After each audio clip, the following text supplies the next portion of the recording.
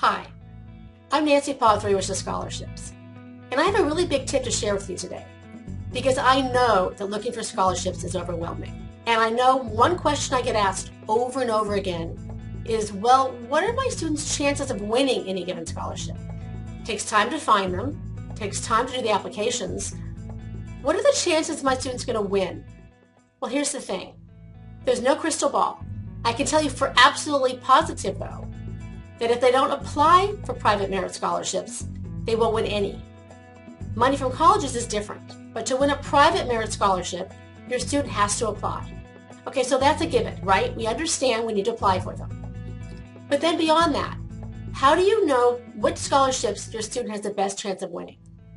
Well, how about this? How about going for scholarships that'll be less competitive for your student? Look at scholarships that fall in one of a couple categories. One, either the local scholarships, which means less students live in your town or your community, and less students are therefore eligible. The price might be smaller, but if you win enough of those, it'll really add up. Okay, secondly, for national scholarships, or scholarships with a bigger pool, look for scholarships that have lots of eligibility requirements to them.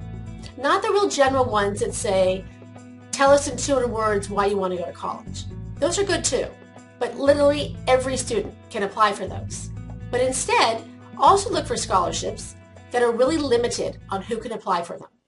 Now I know when you're looking for them and you get to the bottom and your student doesn't match those, you got to move on. But if you find some there are a lot of requirements and your student does match, apply for those. Less other students will be competing for those. So for example, if you can find a scholarship that's tied to your student's hobby, as well as their career goal, and maybe their religion, and maybe something else about them, heritage or challenge or anything else, grade level of course. The more limiters, the less competition. So that will help you cut down on the time factor of applying for more scholarships with a bigger chance of winning more. So join me at the end of the month, January 31st, for a whole day of tips and strategies, big strategies, all based on your students' achievements and other ways to cut college costs that I promise you have nothing to do with your finances and everything to do with planning early.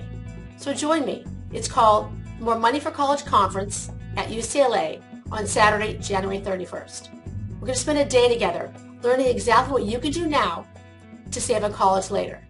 Again, go to www.moremoneyforcollegeconference.com.